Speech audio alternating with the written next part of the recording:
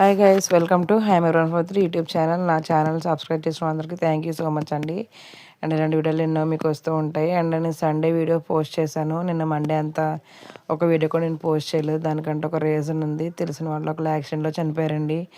బాగా డ్రింక్ చేసి ఓవర్గా తాగేసి ఇష్టాసారంగా వెనకాల ఎవరు కూర్చున్నారో అనేది కూడా మర్చిపోయి ఇంకా ఫాస్ట్గా వెళ్ళి ఒక వ్యాన్ గుద్దుకుంటే స్పాట్లో డెడ్ అనమాట. ఇంకా అది ఇంకా చెప్పలేనిది అనమాట. అసలు ఆ తల్లిదండ్రులకి ఎంత బాధ అంటే అంత బాధ. ఇంక మీది ఎంత చెప్పుకున్నా ఇంకా ఎన్ని చెప్పినా ఎన్ని జరిగినా ఇంక ఈ ప్రపంచంలో ఆ రోడ్డు మీద వెళ్ళే టైంలో మాత్రం ఆ బండి నడిపే విధానంలో మాత్రం అస్సలు మార్పులు రావట్లేదు. ట్రాఫిక్ రూల్స్ పాటించరు, హెల్మెట్ పెట్టుకోరు, ఇంకా ఇష్టానుసారంగా ప్రాణాలు పోగొట్టుకుంటారు.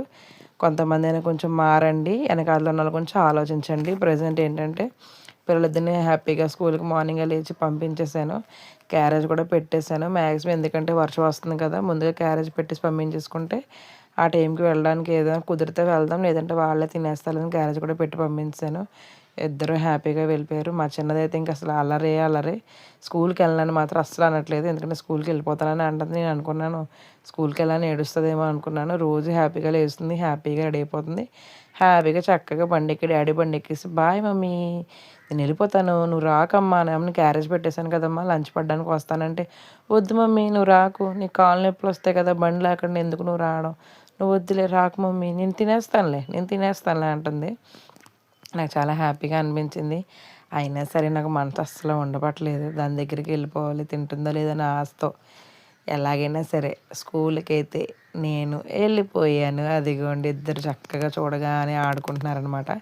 హ్యాపీగా ఆడేసుకుంటున్నారు. మనం వెళ్తే మనకంటూ ఒక హ్యాపీనెస్ ఉంటుంది. పిల్లలు మన ముందు తింటే ఈ 2 నెలలు మన దగ్గర తినడం, మన దగ్గర ఉండడం బాగా అలవాటు పడిపోయి వీళ్ళని వదిలి ఉండాలంటే ఏదో బాధ వచ్చేస్తుంది.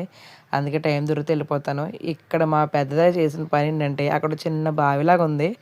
అక్కడికి వెళ్ళి అమ్మ ఇక్కడ తాబేళ్ళు ఉన్నాయి వీళ్ళిద్దరు వెళ్ళి స్కూల్ మొత్తం అక్కడికి వచ్చేలా చేశారండి ఇద్దరుని. ఫస్ట్ మా ఇద్దరు పిల్లలే వెళ్ళి అమ్మ అక్కడ తాబేళ్ళు ఉన్నాయి చూస్తాను ఇద్దరు వెళ్ళి నుంచున్నారు. తర్వాత వాళ్ళు వచ్చేసిన తర్వాత వీళ్ళందరూ పిల్లలు ఓ అరుపులు కేకలు తాబేళ్ళు అని ఓ అరుపులు. వీళ్ళిద్దరు మాత్రం భలేగా నవ్వుకుంటున్నారు. నేను మాత్రం పిచ్చిగా నవ్వాను. వీళ్ళిద్దరు చేసిన పనికి అంతమంది పిల్లలు గుమిగూడిపోయి అల్లరి.